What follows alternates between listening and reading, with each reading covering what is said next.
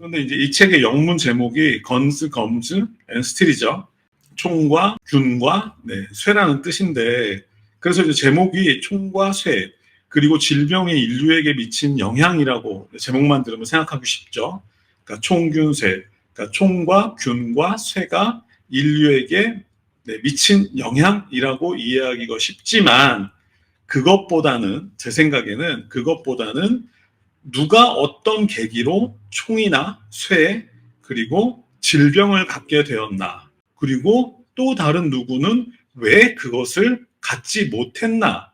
그러니까 이제 여기서부터 사람들이 많이 헷갈려요. 그러니까 사람들이 이 제목을 딱 들으면 총균세가 인간에게 어떤 영향을 미쳤나로 이해하기가 쉽지만, 사실은 그게 아니라 누가 어떤 이유로 총균세를 갖게 되었고 또 다른 누구는 어떤 이유로 그것을 갖지 못했나를 중심으로 보는 그런 책입니다. 그렇다면 이 총균세는 사실은 다른 단어로 대체될 수가 있습니다. 근데 그 단어는 바로 문명이겠죠. 어떤 집단이 문명을 갖게 되었고 어떤 집단은 못 가졌는데 왜 누구는 가졌고 누구는 못 가졌나를 밝히는 책이 사실은 바로 총균세의 핵심이라고 할 수 있겠습니다. 그럼 먼저 이 책이 왜 쓰여지게 되었는지부터 좀 알아볼게요. 얼마 전 저희 모임에서 물고기는 존재하지 않는다라는 책을 다룬 적이 있었죠. 수요일 날. 근데 그 책에서 제가 가장 많이 말씀드렸던 단어가 우생학이라는 단어였습니다. 유사과학이죠. 우생학은 학문이긴 학문인데 유사학문인 거죠. 우생학은 그 찰스 다윈의 종의 기원이 발표되면서 전 세계적으로 그 진화론이라는 게 각광을 받기 시작했는데, 그런 진화론을 바탕으로 누군가가 멋대로 해석한 학문이 이제 우생학이다 이렇게 말씀드렸죠. 그래서 19세기 말에 시작되어서 2차 대전 당시에 나치가 인종 청소를 하는데 이론적 배경이 됐던 게 우생학이다 이런 말씀 드렸습니다. 그리고 현재도 지금까지도 그 우생학을 믿고 있는 사람들이 꽤 많다 이런 말씀을 이제 그 물고기는 존재하지 않는다 해서 말씀드린 기억이 나는데, 다시 한번 리마인드 하자면 이 우생학을 한마디로 표현하자면 이겁니다. 찰스 다윈의 진화론에 따르면 인류도 다른 동물들처럼 다른 생물들처럼 당연히 진화해 왔을 거잖아요. 이 우생학자들이 생각하기에 가장 많이 진화한 종족이 백인이고 나머지 아시아인이나 아프리카인은 백인만큼은 진화하지 못한 존재라는 이야기를 하는 학문입니다. 이 우생학이. 그러니까 결국은 백인이 더 우수하다라는 그 말을 하기 위해서 배경으로 쓰이는 학문이 우생학인 거죠. 백인은 가장 진화한 존재고 아시아인이나 아프리카인은 백인만큼은 진화하지 못한, 덜 진화한 존재라는 거죠. 그러니까 우생학자들이 볼 때 아프리카인이나 아시아인은 같은 인간이라기보다는 진화론적으로 침팬치나 고릴라 같은 유인원과 백인 사이 어딘가에 있는 존재라는 그런 것이죠. 그런 이유로 실제로 19세기 말까지는 그 유럽의 박람회나 동물원 이런 데 보면 실제로 아시아인을 동물 그 우리에 집어넣고 전시를 했어요. 실론섬의 원주민들을 데려다가 동물원에 우리에다 넣어놓고 이제 전시를 한 거예요. 그러니까 그들이 입장에서 볼 때는 그 아시아인이 실론인들이 동물이었기 때문에 그럴 수 있었던 거죠. 그러면 이제 백인들이 가서 구경을 하고 또 아이들이 막 그 먹던 빵 같은 거 던져주면 그 이제 아시아인들이 그 주워 먹고 이런 것들을 이제 박수 치면서 봤던 그런 것들이 사실 우생학에 근거한 이야기들인데, 어쩌면 이제 그 찰스 다윈의 진화론이 왜곡되어서 적용된 게 우생학이었다는 거죠. 우생학이라는 게 있었기 때문에 그 유럽인들이 마음대로 아프리카의 흑인들을 잡아다가 노예로 부려먹을 수 있었던 건데, 그 학문적 근거가 있어야 되는데 그 우생학이라는 게 그런 행동에 대한 학문적 근거가 돼 있었던 거죠. 왜냐하면 미국의 그 노예에 관한 소설을 읽어보면 그 주인들은 노예들을 이렇게 생각하죠. 말을 하는 침팬치. 그러니까 우리가 농사를 지을 때 소나 말을 이용해서 농사를 짓는 게 당연하다고 생각하듯이, 당시 미국 남부의 백인들은 소나 말을 이용해서 농사를 짓듯이 흑인들을 이용해서 농사를 짓는 게 당연하다고 생각을 했던 겁니다. 그것의 근거에는 우생학이라는 유사과학이 존재하고 있었다라는 거죠. 어이없는 얘기지만 지금도 그런 생각을 하는 백인들이 꽤 있는 걸로 알고 있습니다.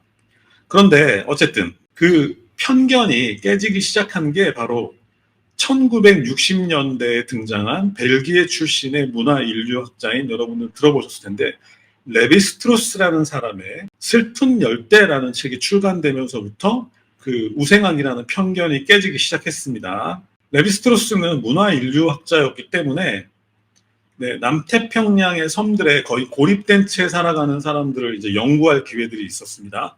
왜냐하면 작은 규모로 고립된 채 살아가는 사람들이 이 문화 인류학자에게는 굉장히 좋은 연구 표본이 되기 때문에 이 제럿 다이아몬드도 마찬가지지만 문화 인류학자들은 주로 이제 그런 고립된 섬에 살아가는 사람들을 연구하는 거를 굉장히 좋아하는데 레비스트로스가 그렇게 했다라는 거죠. 그런데 그 연구를 통해서 이 레비스트로스가 무엇을 깨달았냐면 그러니까 원시적으로 살아가는 그 당시 섬나라 사람들이 작은 섬나라 사람들이 유럽인들에 비해서 진화가 덜 되었다든지 아니면 선천적으로 머리가 나쁘다든지 아니면 선천적으로 그들이 더 게으르다든지 하는 근거는 없다라는 걸 레비스트로스가 밝혀낸 겁니다.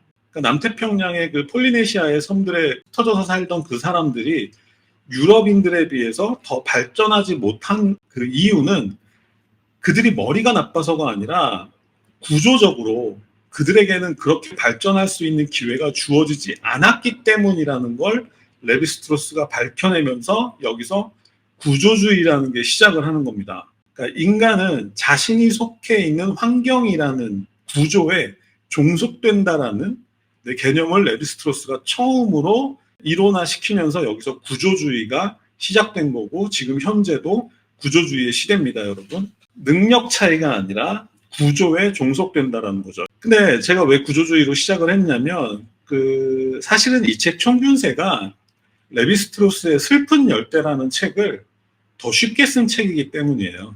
이 총균세는 레비스트로스가 그 창시한 구조주의라는 개념에서의 어떤 인류 문화 발전의 양태를 딱 그 학문적으로 집중적으로 파고 더 쉽게 더 제대로 정리한 책이 총균세이기 때문이에요. 그래서 제가 레비스트로스 얘기를 먼저 한 겁니다. 아시아인이나 아프리카 사람들이 지능이 떨어지거나 진화가 덜 됐거나 뭐 게으르거나 해서 그들이 발전하지 못한 게 아니라 그들이 발전하지 못한 구조적인 원인이 있다. 그것을 밝히는 게 구조주의다. 이렇게 생각하시면 됩니다. 그러니까 우생학을 깨는 학문으로 등장한 게 구조주의고 지금 현대 철학을 지배하고 있는 사조 또한 구조주의고 그렇게만 일단 알고 계시면 될 것 같습니다. 오늘 우리가 주로 나누게 될 얘기는 왜 어떤 집단은 다른 집단보다 먼저 문명을 만들 수 있었는지 그리고 그것을 바탕으로 또 다른 집단들을 지배할 수 있었겠죠. 어떻게 해서 다른 집단을 지배할 수 있었는지 또 왜 어떤 사람들은 스스로 문명을 만들지 못해서 다른 집단의 지배를 받게 되었는지를 그들의 능력 차이가 아니라 그들의 환경 차이로 설명하는 게 바로 이 책 총균세입니다. 왜 어떤 집단은 어떤 구조적인 이유로 먼저 문명을 만들었고 왜 또 어떤 집단은 어떤 구조적인 이유로 문명을 만들지 못했는지 그러니까 문명을 먼저 만든 예를 들어서 옛날 우리 아까 성경 말씀하셨지만 옛날 이제 유대 사람들이 바빌론 제국의 노예로 잡혀가고 그 다음에 뭐 이집트가 먼저인가요? 아무튼 이집트에도 노예로 잡혀가고 이런 일이 왜 일어났나? 그러니까 바빌론이나 이집트는 왜 강대국이 되었고 제국이 되었고 유대인들은 왜 제국을 만들지 못했나? 그러니까 먼저 제국을 만든 바빌론이나 이집트인들한테 유대인들이 노예로 끌려가게 되는 거죠. 기존의 우생학적인 시각으로 보면은 유대인들이 진화가 덜 되고 머리가 나쁘고 게을러서 바빌론이나 이집트인들한테 노예로 끌려갔나? 그러면 이제 유대인들이 열받죠. 아니죠. 자기들이 제일 똑똑한데. 그런 이유 때문이 아니다. 구조적인 이유 때문이고 이 문화인류학자들이 다루는 그 구조적인 이유는 주로 지리적, 환경 이것을 얘기하는 책이고 얘기하고 있고 이 총균세는 바로 그 지리적 원인을 이야기하는 책이다. 이렇게 생각하겠습니다. 자, 시작하죠. 여기서부터 시작해야 되겠죠. 예전에 서양미술사 할 때는 15,000년 전에 그 스페인의 알타미라 동굴 벽화부터 시작했으니까 이제 이 책은 이제 700만 년 전에 오스트랄로피테쿠스부터 시작해야 되겠죠. 인류가 최초로 태어난, 그러니까 만들어진 게 700만 년 전 아프리카였다. 그래서 한 600만 년 동안은 아프리카 안에서 살았는데 그러다가 이제 한 100만 년 전쯤 돼가지고 이제 붙어 있잖아요. 아프리카하고 아시아하고 유럽이. 그러니까 100만 년 전쯤에 슬슬 이제 오스트랄로피테쿠스들이 네, 아시아로 네, 유럽으로 이렇게 슬슬 퍼져나가기 시작했다. 아프리카나 유럽이나 이제 아시아는 붙어 있었으니까 별 문제 없었는데 문제는 아메리카 대륙이나 이제 오스트레일리아, 호주 대륙 같은 경우는 이게 바다로 분리되어 있기 때문에 사실은 인간들이 굉장히 오랫동안 아메리카나 호주로는 들어가지 못했어요. 그래서 아까 제가 아프리카에 살던 인류가 100만 년 전에 아시아나 유럽으로 들어왔다고 말씀드렸잖아요. 그런데 호주나 아메리카로 들어간 거는 아주 오랜 시간이 지나서 예를 들어 호주 같은 경우는 약 4만 년 전에 호주 같은 경우는 이런 거죠. 그러니까 실제로 지도를 보면 그 인도네시아의 몇천 개의 섬하고 지리적으로 가까워 보이잖아요. 한 4만 년 전쯤 해가지고 인도네시아에 이제 그 섬나라에 흩어져 있던 사람들이 그 항해 기술이 발전을 해가지고 호주까지 갈 수 있는 네, 항해 기술이 생겼다고 해요. 그래서 4만 년 전쯤에 호주로 건너갔고 아메리카 대륙은 그로부터도 시간이 한참 지나서 한 12,000년 전쯤 이 12,000년 전이라는 얘기들이 자주 나오는데 역사책에는 그게 뭐냐면 12,000년 전까지만 해도 마지막 빙하기가 끝나지 않았답니다. 그래서 빙하기가 있었다라는 얘기는 얼음이 많았다라는 얘기고 그 얼음이 많았다라는 얘기는 바닷물의 양이 지금보다 적었다는 얘기겠죠. 바닷물의 수위가 지금보다 낮았죠. 왜냐하면 얼음의 형태로 많이 있었으니까. 그래서 12,000년 전에 시베리아에 살던 네, 우리랑 관계에 있는 사람들이 시베리아를 통해서 미국으로 12,000년 전에 넘어갔고 미국은 아니죠. 네, 알래스카 지방이겠죠. 넘어갔고 그리고 그러니까 호주로는 4만 년 전, 네, 아메리카로는 12,000년 전. 그래서 처음에 12,000년 전에 그 아메리카 대륙으로 넘어간 사람이 북쪽 끝으로 넘어갔는데 남쪽 끝까지 내려가는데 2,000년 정도가 걸렸다고 합니다. 보통 사람들이 퍼져나가는 속도가 그 정도라고 해요. 그렇게 해서 700만 년 전에 생긴 인류가 결국은 마지막 아메리카 대륙까지 퍼져나가는 건 한 12,000년 전. 그렇게 오랫동안 천천히 퍼져나갔다는 거죠. 그리고 우리의 직계 조상은 이제 사피엔스라고 하는데 사피엔스도 사실은 아프리카의 콩고 지방에서 이제 시작된 거죠. 대략 한 10만 년 전에 네, 사피엔스가 콩고에서 시작이 됐는데 그 사피엔스보다 더 중요한 게 뭐냐면 5만 년 전, 대략 5만 년 전에 일어났던 게 유발 하라리의 사피엔스는 그것을 이제 인지혁명이라고 얘기를 하는데 이 제레드 다이아몬드의 총균세에서는 그것을 대약진이라고 얘기를 합니다. 그러니까 제가 이해하기로 그 대략 5만 년 전에 일어났던 사피엔스의 인지혁명은 인류의 상상력의 폭발입니다. 그전에도 상상을 했겠지만 대략 5만 년 전에 어떤 돌연변이가 일어나가지고 사피엔스가 상상력의 폭발을 해요. 그래서 갑자기 장신구를 만들기 시작하고 동굴에다 그림을 예술을 하기 시작했다는 거죠. 그리고 또 무기들이 발전을 해가지고 그 대략 5만 년 전에 이미 막 활과 화살 같은 걸 사용하기 시작하고 그 다음에 이것도 중요한데 옷 있잖아요.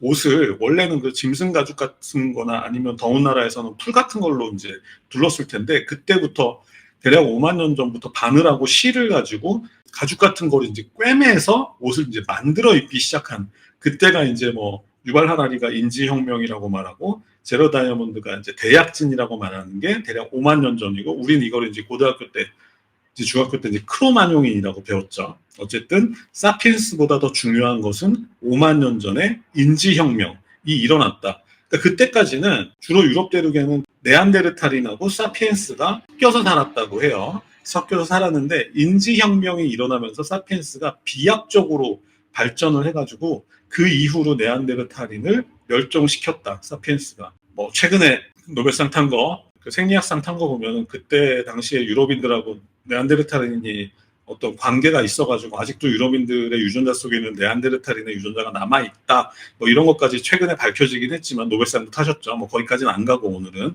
어쨌든 5만 년 전에 사피엔스가 네안데르탈인을 멸종시켰다. 이게 이제 뭐 사피엔스하고 이 총균세의 가장 중요한 전제 조건이기 때문에 말씀드렸고 근데 이제 물론 이제 문명이라는 게 탄생하기 위해서는 거기에 인류가 살고 있었다라는 이유만으로 성립이 안 되죠. 그러면 이제 아프리카가 제일 잘 나가야 되는데 그건 아니죠. 단지 인류가 먼저 살았다고 해서 그것만으로 문명 탄생의 조건이 되는 건 아니죠. 이 책 총균세는 문명을 다루는 책이라고 말씀드렸으니까. 그러면 문명 탄생을 위해서 가장 필수적인 조건은 무엇일까요?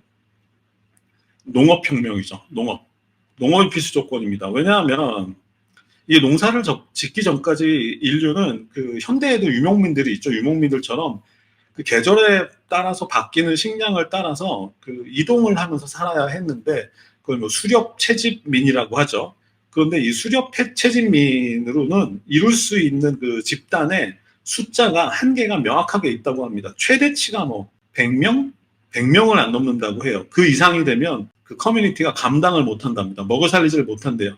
그러니까 그 전에 이제 수렵 채집 생활을 할 때는 문명을 만들 수 있을 정도의 그 숫자를 유지를 하지 못했었는데 농업혁명이 이제 일어나면서 그것이 가능해진 거죠. 근데 농업혁명은 대략 이제 만 년 전쯤에 네, 우리 많이 들어본 메소포타미아 지방에서 밀 재배가 시작되면서 일어났다. 그러니까 이제 메소포타미아 지방이면 지금 이제 이라크의 그 두 강 있죠. 티그리스 유프라테스가 그 유역을 말하는 건데 그 지역에서 밀의 원시 조상 식물이 자생하고 있었다는 거죠. 그래서 사람들이 이런 거 생각해 볼 수 있잖아요. 뭐 그 익은 밀들을 당시 뭐 만 년 전에 메소포타미아 지방에서 살던 그 인류가 뭐 이렇게 훑어서 먹고 이런 장면들을 우리 생각할 수 있는 거잖아요. 자연스럽게. 그렇게 먹다가 무슨 뭐 대변을 보면 그 소화되지 않은 밀이 그 거기서 또 자라기도 하고 그것들을 이제 발견하면서 고대 인류가 그걸 발견하면서 얘가 씨앗을 심으면 자라네 라는 걸 이제 만 년 전쯤에 발견하기 시작됐다라는 거죠. 그래서 대략 만 년 전쯤에 메소포타미아 지방에서 밀 농사가 시작되었다. 이 농사를 지을 수 있으면 이런 게 있답니다. 이 밀 농사라는 게 뭐 과학자들이 계산을 하면 밀을 재배하는데 1kcal 노동력을 쓰면 밀은 수확할 때 그것을 50kcal로 되돌려준답니다. 그러니까 생산량이 엄청난 거죠. 인간이 밀을 재배하는데 1kcal 정도의 노동력을 쓰면 50배로 돌려준다는 거예요. 그렇기 때문에 이제 폭발적인 어떤 인구 증가가 일어날 수 있었다는 거죠. 그러니까 수렵 채집민은 아까 말씀드렸다시피 한 집단의 개체수가 100명 이상이 될 수 없었는데 이제 밀을 재배하기 시작하면서 그들은 이동하지 않아도 되죠. 이제 정주형 생활이라고 하는데 한 자리에 머물면서 생활할 수 있게 되었고 심지어는 투입한 노동력 대비 엄청난 식량을 되돌려줬다라는 거죠. 그러면서 대규모 집단을 형성할 수 있는 근거가 되었는데 그런데 이때 동시에 인간들이 한 자리에 머물러 사는 생활을 시작하면서 거의 동시에 몇몇 동물의 가축화가 시작된다는 거죠. 양이나 염소 같은 것들이죠. 이 양이나 염소의 총균세에 나오는 얘기지만 양이나 염소들을 가축화할 수 있었던 가장 중요한 그 원인은 이 양 같은 동물, 특히 양 같은 동물들은 이렇게 집단 생활을 하기 때문에 우두머리 양만 붙잡고 있으면 나머지는 다 따라온다는 거죠. 네, 여러분들 그런 얘기 어디서 들어보셨을 텐데 그렇게 해서 양이나 염소나 소나 이렇게 다루기 쉬운 동물들부터 가축화되기 시작되었다. 이러면서 이제 뭔가 기존의 뭐 50명, 100명의 집단이 아니라 몇천 명, 몇만 명의 거대 집단의 형성이 가능해지게 되었다. 농업혁명 때문에 이렇게 되는 거고 이걸 바탕으로 제가 만 년 전부터 메소포타미아 지방에서 밀농사를 짓기 시작했다고 말씀드렸죠. 그래서 밀농사를 짓기 시작한 시기로부터 한 3,000년 정도가 지나서 최초의 문명인 수메르 문명이 태어나게 됩니다. 여러분도 수메르 문명이라고 많이 들어보셨죠. 뭐 길가메시 서세시 뭐 이런 얘기도 있긴 하지만 근데 그게 우리가 언제 생겼는지가 사실 잘 모르잖아요. 근데 그게 대략 7,000년 전에 최초로 생겼다는 거죠.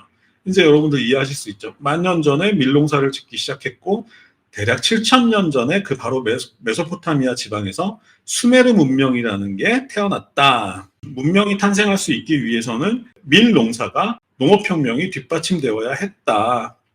이런 건데 재밌는 게 뭐냐면 지금의 이라크 지역에서 밀농사가 시작되었고 그것이 이제 지중해 남쪽 연안을 따라서 쭉 퍼져나갔는데 뭐 터키를 거쳐서 지금의 시리아를 거쳐서 뭐 유대는 조그마니까 유대를 지나서 이집트까지 퍼져나가는데 대략 한 2,000년 정도가 걸렸다고 합니다. 그래서 그 밀농사가 이집트까지 쭉 이어져 가지고 이집트에서 폭발을 한 거죠. 얼마 전에도 말씀드린 적이 있는 나일강의 기적 때문에 밀농소가 이집트에 최적화된 거예요. 그래서 아까 수메르 문명이 대략 7,000년 전에 생겼다고 말씀드렸잖아요. 이집트 문명은 그로부터 2,000년 정도가 지난 5,000년 전에 이집트 문명이 폭발을 하게 됩니다. 자, 문명의 발생에는 미리 농업혁명이 필수적이었다. 자, 이렇게 이해할 수 있는데 제가 예를 들면 뭐 옛날 책들 있죠. 헤로도토스나 이런 책들을 읽다 보면 재밌는 게 뭐냐면 이 헤로도토스가 기원전 500년에 페르시아의 왕인 키루스 왕이 이제 그 유럽을 정벌하는 내용인데, 물론 이제 키루스만 한 건 아니고 그 다음에 뭐 다레이우스나 그 다음에 뭐 크세르크세스 이렇게 왕이 전달이 되면서 얘기가 진행이 되는데, 이 페르시아의 왕 키루스가 유럽을 정벌하기 위해서 처음으로 한 행동이 뭐냐면 이집트를 먼저 정벌합니다. 그리고 이제 이 페르시아 전쟁에서 한 350년 정도 지나서 이번에 이제 알렉산더 대왕이 또 페르시아를 정벌하는 전쟁이 이제 벌어지는데, 그때 알렉산더 대왕도 그 정벌을 시작하기에 앞서서 가장 처음으로 한 행동이 이집트를 정벌합니다. 그리고 또 한 250년 정도 지나서 이번에는 이제 로마의 카이사르가 또 유럽을 정벌하기에 앞서서 처음으로 한 행동이 이집트를 정벌하는 겁니다. 왜 키루스나 알렉산더나 카이사르가 왜 이집트부터 잡았을까요? 밀 때문이죠. 식량을 확보해야 그 수십만 대군을 운영할 수 있기 때문에 먼저 이집트를 잡는 겁니다. 그만큼 문명이 탄생하기 위해서는 이 농업이라는 게 그만큼 중요했다는 거죠. 그리고 이 제러드 다이아몬드의 총균세에서는 그러니까 우연히 메소포타미아에서 밀이 재배되기 시작했기 때문에 그 밀을 기반으로 뭐 수메르나 바빌론이나 이집트 문명이 발전할 수 있었던 것이지 뭐 다른 이유가 있는 게 아니다라고 지금 얘기를 하고 있는 겁니다. 그리고 이제 알렉산더 대왕 이후에는 결국 이제 이집트는 약간 식량 생산기지 같이 되어버렸죠. 그 이후로 로마를 거치고 어쩌고 하면서 이제 이집트는 유럽에 밀을 계속 제공하는 어떤 생산기지 같은 역할에 이제 머물게 되었고, 유럽은 그 이집트의 밀을 바탕으로 발전할 수 있게 되었다는 얘기죠. 자, 이런 얘기들을 바탕으로 이제 지배민족이라는 게 탄생을 했는데, 자, 식량 생산을 바탕으로 대규모 사회가 만들어질 수 있었고, 이것은 대규모 사회가 됐다라는 얘기는 이것을 바탕으로 이제 농업 기술이나 다른 여타 과학 기술들, 그리고 심지어 이제 군사 무기도 계속해서 발전을 시킬 수 있었고, 그 다음에 문자도 먼저 발전을 시켰고, 그 다음에 정치적으로도 중앙 집권적인 정치 체계의 탄생이 가능해졌는데, 이 모든 것이 밀의 재배와 관계가 있다라는 거죠. 그리고 이제 하나 더, 이 책 제목이 총균세니까 균에 대한 얘기도 해야 될 텐데, 근데 이제 가축을 기르다 보니까 원래 인간이 가지고 있지 않은 질병인데 가축과 함께 생활하다 보니까 그 가축의 질병이 인간에게 옮겨진 것들, 여러분들 그 매독, 가장 이제 자극적인 예가 매독이죠. 매독이 말이 가지고 있던 고유 질병인데, 말들은 이제 매독에 대해서 내성이 있기 때문에 특별히 이제 문제가 되지 않지만, 인간이 말과 성적으로 접촉할 때 매독이 인간에게 옮아가지고, 그래서 이 매독이라는 게 옛날에 그 몽골 기병들이 이제 말 타고 이제 몇 달 동안 돌아다니는데 이제 너무 외로우니까, 이런 얘기 해도 되나? 미성년자 없으시죠? 몽골 기병들이 이제 말과 사랑을 하다가 이제 매독이 이제 인간에게 옮겨졌는데, 그 매독뿐만이 아니라 이 제러드 다이아몬드가 얘기하는 건 뭐 천연두, 인플루엔자, 결핵, 말라리아, 패스트, 홍역, 콜레라 같은 우리가 알고 있는 대부분의 질병들이 동물들에게서 왔다라는 거죠. 가축화 이후에. 그래서 천연두 같은 것들이 막 사람들을 막 죽이고 막 이랬지만, 그런 것들도 오래 함께 생활하다 보니까 내성을 가진 사람들이 나타났고, 그 사람들 위주로 살아남으면서 뭐 내성을 갖지 못한 사람들은 죽었겠죠. 근데 그런 질병들에 대해서 내성을 가진 사람들 위주로 살아남았고, 이것도 또한 권력이 되었다라는 거예요. 이것의 가장 큰 예는, 그러니까 15세기 말에 이제 콜럼버스가 아메리카를 발견했죠. 근데 그때까지는 10,000년 넘는 시간 동안 이제 그 아시아인들이 아메리카 대륙에서 살고 있었기 때문에, 고립되어 살고 있었기 때문에 이런 질병을 이제 만날 일이 없었는데, 당시에 이제 콜럼버스가 아메리카 대륙을 발견한 이후에 스페인 사람들이 막 아메리카에 들어가가지고 이제 막 약탈을 하는데, 그때 이제 뭐 총으로도 죽이고 뭐 그랬지만, 실제로는 그들이 가지고 있던 그 콜레라균 이런 것들이 그 아메리카 원주민들한테 옮아가면서 그들이 그것에 대한 내성을 갖지 못해서, 제가 기억하기로는 볼리비아 이런 나라는 그 전염병 때문에 인구의 95%가 절멸할 정도로 그렇게 싹쓸이를 당하는, 그러니까 결국은 균도 하나의 무기화, 문명의 무기화가 되었다는 거죠. 총이나 쇠처럼. 네, 이런 얘기들이 이제 총균세에 나오고 있고, 자, 이런 얘기들인데 결국은 그러니까 어떤 민족이 더 우수해서가 아니라 우연히 더 문명을 이루는데 적합한 환경에서 살게 되었고, 그래서 그 혜택을 받은 것 뿐이지 그들이 우수해서가 아니다. 그러니 민족적 특성이나 지역적 특성을 토대로 그 지역에 사는 사람들을 평가해서는 안 된다라는 거죠. 이게 이제 구조주의적 관점인데, 그러니까 그들이 진화가 덜 된 것이 아니라 각자 자기 환경에 적응하면서 살아왔을 뿐이다. 그런데 이제 재미있는 얘기를 한 가지 더 드리자면, 총균세에서 제가 제일 좋아하는 일화이기도 한데, 이 밀농사가 아까 메소포타미아 지방에서 시작돼서 이집트까지 쭉 퍼져나갔다고 했잖아요. 그런데 문제는 이 밀이 아프리카까지 갔잖아요. 이집트까지 갔는데, 에티오피아까지는 갔는데, 문제는 사하라 사막 남쪽에 있는 아프리카의 다른 나라들로는 이게 들어가지 못했다는 거예요. 만약에 이 밀농사가 아프리카 사하라 사막 남쪽까지 퍼져나갔으면 지금처럼 아프리카가 못 사는 나라가 아니었을 거라는 거죠. 그런데 어떤 이유로 사하라 사막 남쪽에 있는 아프리카 나라에는 이 밀농사가 전파되지 못했다고 합니다. 그 이유는 딱 한 가지, 아주 우연적인 이유인데, 그 이유가 뭐냐면 이 지중해 남쪽, 그러니까 터키에서 이라크에서 이집트까지 이 지중해 남쪽 지역은 기후때가 주로 겨울에 비가 많이 오고 여름에는 건조하대요.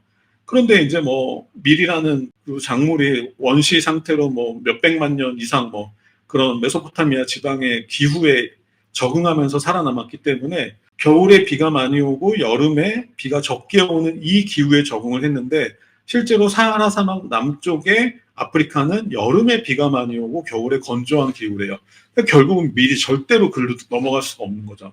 지금도 밀농사를 못 짓고 있다고 하는데, 결국 그러니까 사하라 사막 남쪽에 있는 아프리카 사람들이 그러니까 무식하고 멍청해서가 아니라 밀농사가 안 되기 때문에 그들이 지금도, 그러니까 밀농사가 안 되니까 대신 그들이 먹을 수 있는 게 뭐 수수, 기장 이런 것들로는 문명을 발전시킬 수 없었다라는 거죠. 그러니까 그런 환경적 요인 때문이었고, 마찬가지 이유로 우리가 속해 있는 아시아도 여름에 많이 비가 오잖아요. 그러니까 중국 너머로는 밀이 전파되지가 않았고, 그렇기 때문에 밀을 바탕으로 한 문명을 키울 수 없었다라는 거죠.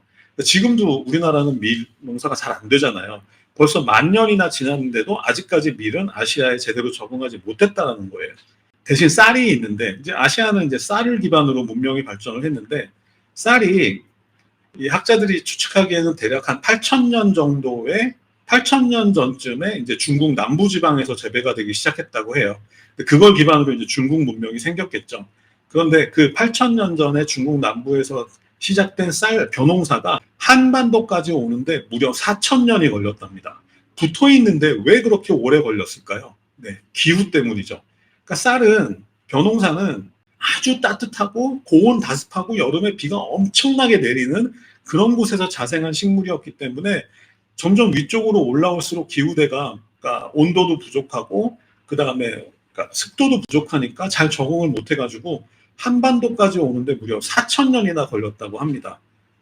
그러니까 이제 그 당연히 그런 환경적인 영향에 따라서 어디는 먼저 문명이 발전할 수 있었고 어디는 그거보다 늦을 수밖에 없었다라는 거죠. 그걸 우리가 원통에 할 이유가 없다는 겁니다. 그냥 우연히 우리는 이곳에서 살게 됐기 때문에 우리 환경에 맞는 삶을 살 수밖에 없었다라는 거죠.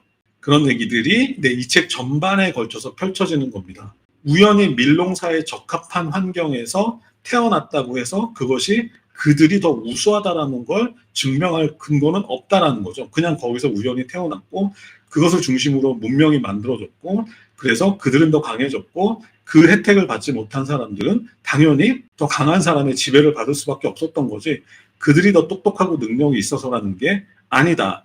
그리고 마지막으로 제가 이제 준비한 거는 이 책이 부록이 되게 유명한데, 제라 다이아몬드가 이제 문화인류학자이자 언어학자이자 막 이러기 때문에 한국인과 일본인을 분석한 내용을 부록에 담아놨습니다. 그래서 한국과 일본과의 관계에 대해서 얘기를 하자면, 이 일본에는, 일본 섬나라잖아요. 일본에는 대략 한 25,000년 전쯤부터 사람들이 살기 시작했답니다. 25,000년 전이면 아직 빙하기였기 때문에 바닷물의 수위가 낮아서 그 일본 북쪽 끝하고 시베리아 쪽이 연결이 돼서 그 옮겨 다닐 수 있었다고 해요. 그때 이제 25,000년 전에 최초로 인류가 들어갔는데 조모닌이라고 하나? 아무튼 이 사람들이 뭐 굉장히 소규모 집단이 넘어간 것 같아요. 우연히. 왜냐하면 빙하 같은 걸 건너갔어야 될 테니까. 우연히 그 어떤 소규모 집단이 일본 섬으로 들어갔는데 이들의 특징이 뭐냐면 키가 아주 작답니다. 네. 지금도 홋카이도에 가면 일본 전통인들이 좀 남아있는 경우가 있다고 좀 들었는데 키가 아주 작아서 남자들도 키가 한 140cm 정도밖에 안 됐다고 하고 그리고 몸에 굉장히 털이 많았다고 합니다. 네, 일본의 이제 원주민들이 키가 140cm에 몸에 굉장히 털이 많고 그런데다가 얼굴은 완전히 유럽인들처럼 생겼대요. 그래서 이제 과학자들이 추측하기에 원래 유럽인의 특성을 어떤 사람들이 유라시아 대륙을 건너서 일본까지 들어가게 되었는데 그들이 처음부터 그렇게 작았던 건 아니고 워낙 소규모 집단이 들어가다 보니까 그 소규모 집단 내부에서 일종의 뭐 그런 어떤 교배 이런 것들이 계속 일어나다 보니까 그것에 대한 이제 그 부작용으로 키가 작아진 게 결과적으로 작아진 게 아닌가 하는 생각을 하는데 어쨌든 결과적으로는 그 조모닌들은 키가 아주 작고 네, 몸에 털이 많은데 얼굴도 생긴 거는 유럽인들처럼 제가 어떤 다큐멘터리에서 봤는데 지금 홋카이도에서 살고 있는 그런 아이누족인가요? 네, 아이누족들 보면은 되게 얼굴이 진짜 유럽처럼 생겼어요. 네, 그런 사람들이 이제 25,000년 동안 일본에서 살고 있었다. 그런데 이들이 기원전 400년이면 지금부터 2400년 전이죠. 이때 거의 100년 사이에, 그러니까 역사적으로 100년이면 굉장히 짧은 시간인데 이 100년 사이에 거의 고조선인으로 전부 대체되었다. 네, 이게 이제 역사적으로 밝혀진 사실이고 일본 사람들이 목숨을 걸고 부정하는 그 사실인데 어쨌든 과학자들은 네, 냉정하게 얘기를 하는 거죠. 그러니까 기원전 400년경에 그러니까 한반도의 북쪽에 살고 있던 고조선인들이 대규모로 일본으로 넘어가서 한 100년 사이에 그 아이누족들을 전부 죽이고 그들 일본 땅을 차지했다. 그런데 그 이유가 뭔가 생각을 해보니 이 쌀 농사가 쭉 올라와서 이제 한반도까지 올라왔는데 한반도 북쪽은 그 기후가 춥고 건조하기 때문에 이 쌀농 벼농사가 안 되는 거예요. 근데 그때 마침 한 기원전 400년 전쯤 해가지고 한국과 일본을 오갈 수 있는 그 배건조 기술과 항해 기술이 마침 그때 만들어졌답니다. 그러니까 일본에 지금 처음에 그들이 넘어간 게 규슈 지방인데 이 규슈 지방에 태풍도 많이 오지만 굉장히 따뜻하고 비도 여름에 많이 오면 막 나무를 자르면 바로바로 자랄 정도로 그렇게 그 강수량이 풍부한 곳이어가지고 이 규슈 지방에 벼농사를 짓기에 너무 적합했다라는 거죠. 그래서 기원전 400년경에 고조선인들이 대량으로 일본으로 넘어가서 네, 일본을 차지했다라는 거죠. 그래서 지금의 그러니까 현대의 일본인들이 이제 만들어졌다는 거죠. 그래서 그때 당시부터 한반도 북쪽에 있는 사람들이 이제 서해를 따라서 일본으로 계속해서 교류가 있었겠죠. 그것이 고구려 백제로 이어지면서 계속해서 그 교류가 지속되었다라는 거죠. 그래서 그 루트를 따라서 벼농사 기술이 네, 전해지고 그 다음에 철기 가장 중요한 거죠. 철기도 일본에 전해지고 그 다음에 또 가장 중요한 것 중에 하나 불교 이렇게 기원전 400년경에 생긴 루트를 통해서 계속해서 벼농사 기술이나 철기나 종교를 포함한 모든 것들이 일본으로 전해졌다는 거죠. 그 전까지 일본에는 가축도 없었답니다. 네, 개도 키우지 않았고 지금 일본인 사람들이 좋아하는 고양이도 없었고 돼지도 없었대요. 그냥 수렵 채집을 하면서 살아가고 있었대요. 근데 기원전 400년경에 고조선인들이 들어가면서 모든 것이 시작되었다는 거고 거기에 있는 네, 사람들도 모두 고조선인으로 대체되었다.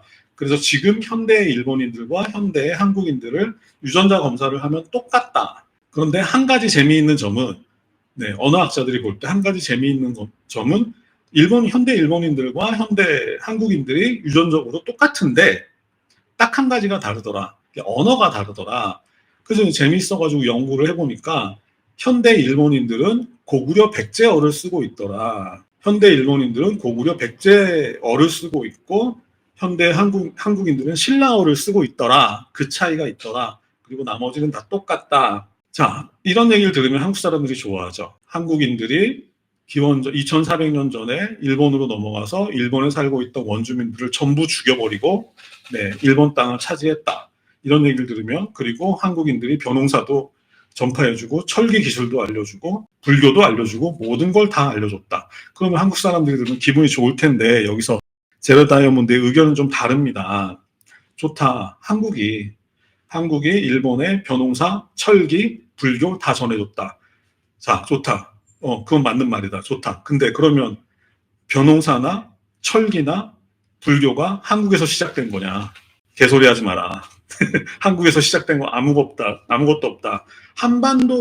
그나마 한반도가 원산지라고 우길 수 있는 게 딱 한 가지 있다고 하죠. 콩. 그게 이제 만주지방이 원산지라고 하는데, 그거 말고는 한국에서 시작된 게 아무것도 없다라는 거예요. 이 제럿 다이아몬드의 말이. 그러니까 결국은 뭐냐면, 이 문화라는 거는 결국은 돌고 돈다라는 거죠.